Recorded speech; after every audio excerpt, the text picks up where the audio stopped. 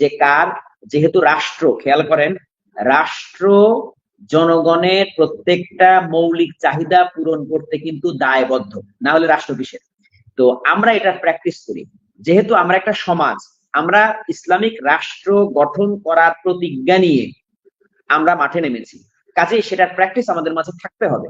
এই জন্য আমি যেহেতু এই জামে মসজিদের খতিব, আমি জুমার দিন নামাজের পরে আমি দাঁড়িয়ে আমার মুসল্লিদেরকে জিজ্ঞাসা করি যে কার ঘরে খাবার নাই, আমি জিজ্ঞাসা করি কার কাপড়ের সংকট আছে, আমি জিজ্ঞাসা করি কার বাচ্চাটা লেখাপড়া করাইতে পারছে না টাকার অভাবে, আমি জিজ্ঞাসা করি কার থাকার জায়গা নাই, মাথার উপরে ছাদ নাই, আমি জিজ্ঞাসা করি কে অসুস্থ কিন্তু ট্রিটমেন্ট করাইতে পারছে না, আমি জিজ্ঞাসা করি কে থ্রেটের মধ্যে আছে, কোনো ধরনের কোনো ঝুঁকির মধ্যে আছে, থ্রেটের মধ্যে আছে, আমি জিজ্ঞাসা করি কোন জায়গাতে কোন ধরনের কোন সংকট, মানে কলহ, দ্বন্দ্ব কলহ হয়েছে কিনা কারোর সাথে কারো, আমি জিজ্ঞাসা করি কেউ বেকার আছে কিনা, তার কর্মসংস্থানের ব্যবস্থা করে দিতে আমি দায়বদ্ধ।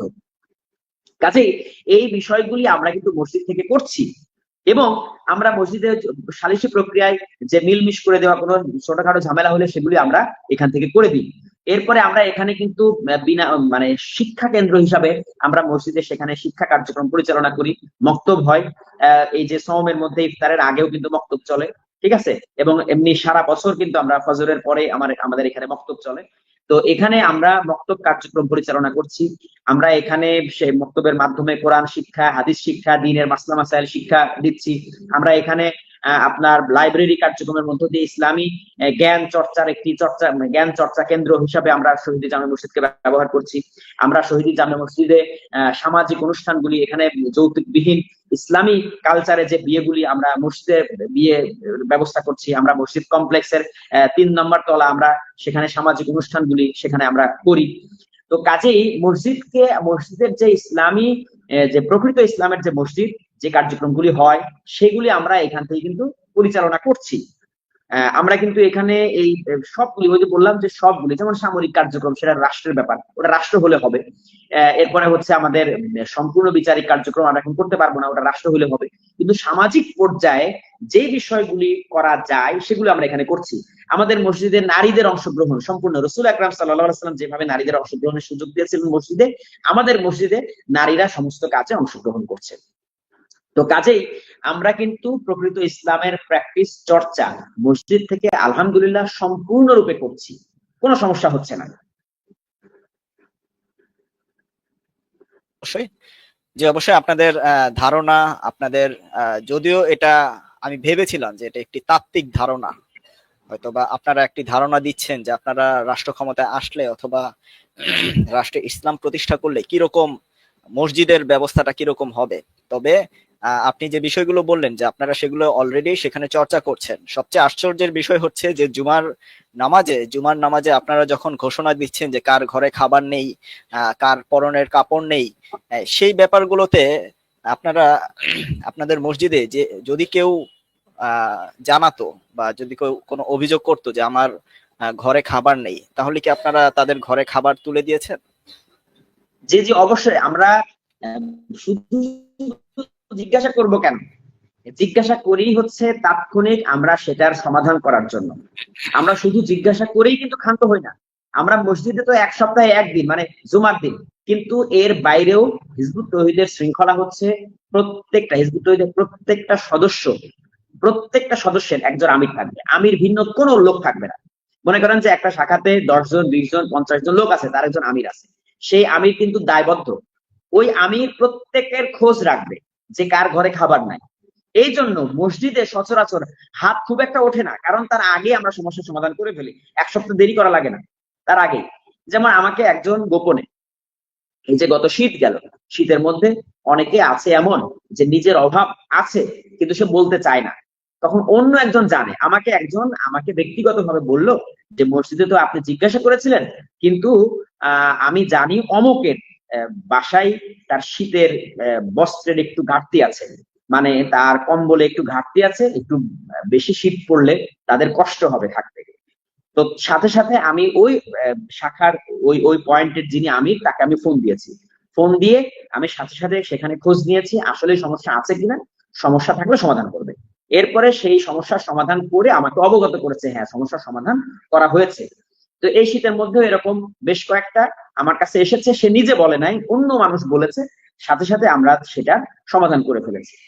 তাহলে এই ধরনের অর্থাৎ সমস্যা, চিকিৎসা ক্ষেত্রে কোনো সমস্যা হলে আমরা মসজিদের, দেখেন আমরা সমস্যার সমাধানগুলি করার জন্য আমরা যে পদক্ষেপগুলি নিয়েছি, যেমন মসজিদের পাশেই আমাদের মসজিদের, এটা একটা মসজিদেরই অংশ, আমাদের একটা হসপিটাল আছে এখানে, কিন্তু হাসপাতাল আছে। কেন?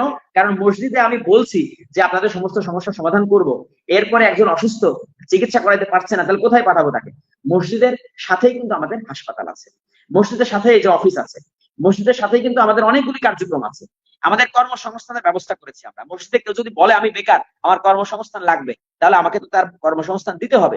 এই জন্য আমাদের এখানে কর্মসংস্থান ব্যবস্থার জন্য আমাদের এখানে গার্মেন্টস আছে, আমাদের এখানে মৎস্য প্রকল্প আছে, আমাদের কৃষি প্রকল্প আছে, আমাদের স্কুল আছে, আমাদের এখানে 52টা এরকম উন্নয়ন প্রকল্প আছে, যেখানে আমরা যারা বেকার হবে তাদের কর্মসংস্থানের জন্য আমরা আমরা 52টা উন্নয়ন প্রকল্প হাতে নিয়েছি, যেগুলি সবগুলি চলমান এবং আলহামদুলিল্লাহ সফলতার সাথে সেগুলি পরিচালিত হচ্ছে। কাজে আমরা শুধু মুখে বলে বসে নেই, আমরা কিন্তু প্রত্যেকটা প্র্যাকটিক্যাল সমাধান করার জন্য উদ্যোগ নিয়ে সেগুলি চালিয়ে যাচ্ছি।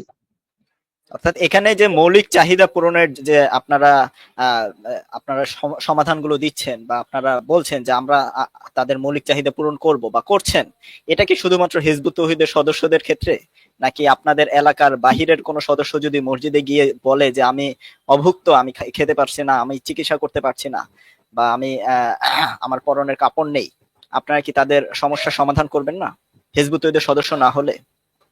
হ্যাঁ, এই ক্ষেত্রে একটা বিষয় আপনাকে পরিষ্কার হতে হবে, সেটা হচ্ছে আমরা কিন্তু রাষ্ট্র না, আমরা একটা আন্দোলন। যখন রাষ্ট্র আমার হাতে আসবে তখন রাষ্ট্রের সকলে আমার নাগরিক, তখন নাগরিক সেবা দিতে আমি দায়বদ্ধ।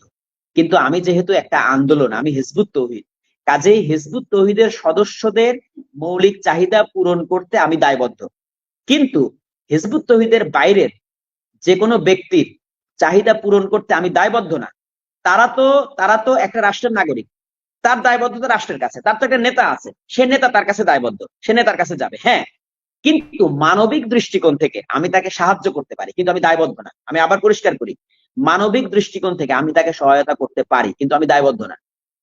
আমি যতটুকু পারবো আমার সামর্থ্য মতো আমি সাহায্য করি, আমরা সবসময় এই সাহায্য করি, এটা মানবিক সহায়তা। কিন্তু হিজবুত তৌহিদের কোন সদস্য যদি অসুস্থ হয়ে তার যদি চিকিৎসা করানো লাগে, সেই চিকিৎসা আমি না খেয়ে হলেও তাকে চিকিৎসা করাইতে হবে, এটা আমি দায়বদ্ধ। আমার একটা ভাইয়ের হাড়িতে খাবার নাই, আমি তার খাবার দিতে দায়বদ্ধ। আমার হাড়িতে যদি খাবার থাকে, শুধু আমার খাবার, তাহলে আমি আমার অর্ধেকটা তাকে দিতে আমি দায়বদ্ধ। আমি পেট ভরে খাবো আর সে অভুক্ত থাকবে, তাহলে আমার এই ইসলামের দাবি করা মিথ্যা হবে। এই ইসলাম দিয়ে আল্লাহ অন্তত আমার হাতে সমাজের দায়ী দায়িত্ব আমার হাতে দিবেন না, রাষ্ট্রের দায়ী দায়িত্ব আমার হাতে দিবেন না। কাজেই রসুল আকরাম সাল্লাল্লাহু আলাইহি ওয়াসাল্লাম যে ইসলাম এনেছিলেন, সেই ইসলামে রসুল আল্লাহ দায়বদ্ধ ছিলেন তার ওই মানে যারা মোমেন ইমানদার তাদের কাছে, এবং যখন রাষ্ট্র ক্ষমতা ওনার হাতে এসেছে তখন প্রত্যেক নাগরিকের কাছে তিনি দায়বদ্ধ ছিলেন। তো এজন্য আমরা এখন আন্দোলন, আমরা মানবিক সহায়তা সবাইকে দিয়ে থাকি, কিন্তু আমরা দায়বদ্ধ কেবল হিজবুত তৌহিদের সদস্যদের ক্ষেত্রে। কিন্তু রাষ্ট্র আমার হাতে আসলে তখন রাষ্ট্রের প্রত্যেক নাগরিকের ব্যাপারে আমি দায়বদ্ধ, অন্য রাষ্ট্রের নাগরিকের ব্যাপারে আবার দায়বদ্ধ না। অন্য রাষ্ট্রের নাগরিকের আমি সহায়তা দিতে পারি, সেটা মানবিক সহায়তা। অর্থাৎ ক্ষুদ্র পরিসরে হলেও আপনারা আপনারা হিজবুত তৌহিদের সদস্যরা নিজেদেরকে একটি জাতি চিন্তা করছেন বা জাতিগতভাবে ভাবছেন। অবশ্যই জাতিসত্তা হিসাবে আমরা চিন্তা করছি। আপনাদের সদস্য যত বাড়বে বা অথবা আপনাদের পরিসর যত বাড়বে, আপনারা ওই এরিয়ায় বা ওই অঞ্চলে অথবা ওই সংখ্যাকে আপনারা জাতিগত রূপ দিয়ে আপনারা এই ইসলামের এই আদর্শটাকে প্রচার করার বা আপনি পালন করার চেষ্টা করবেন, এটাই তো নাকি? এবং এবং আমাদের একটা বিষয় আমি একটু পরিষ্কার করি, সেটা হচ্ছে বাংলাদেশের যেখানে যে প্রান্তে হিজবুত তৌহিদের একজন সদস্য আছে, সেই সদস্য যদি কোনো কারো দ্বারা আক্রান্ত হয়, তাহলে পুরা হিজবুত তৌহিদ সেটা অবগত হয়। কোনো ধরনের কোনো বিশৃঙ্খল কর্মকাণ্ড আমাদের মাঝে নেই। যে কোনো প্রান্তে একজন সদস্য যদি কোনো কিছুর দ্বারা আক্রান্ত হয়, কেউ যদি তাকে থ্রেট দেয়, তাহলে সেই তথ্যটা হিজবুত তৌহিদের ইমাম জানেন, হিজবুত তৌহিদের প্রত্যেকটা সদস্য জানে। এবং সেই চর যদি টেকনাফে কোনো ভাইয়ের মুখে যদি একটা চড় লাগে তাহলে তেঁতুলিয়ার আরেকটা ভাই সেই চড় অনুভব করে। এই জন্য আমাদের উপর কোনো ধরনের কোনো আঘাত হলে সারা বাংলাদেশ থেকে আমরা